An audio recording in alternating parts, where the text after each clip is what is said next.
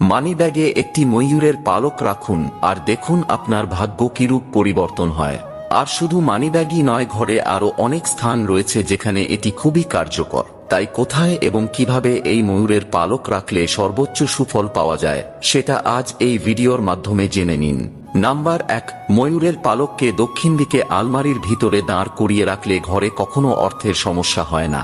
Number 2, বাচ্চাদের বইয়ে বা পড়াশোনা করার জায়গায় ময়ূরের পালক রাখলে স্মৃতিশক্তি বৃদ্ধি পায় এবং পড়াশোনায় আগ্রহ আসে। নাম্বার 3, ঘরের উত্তর পূর্ব দেওয়ালে ময়ূরের পালক রাখলে রাহু দোষ থেকে মুক্তি পাওয়া যায়।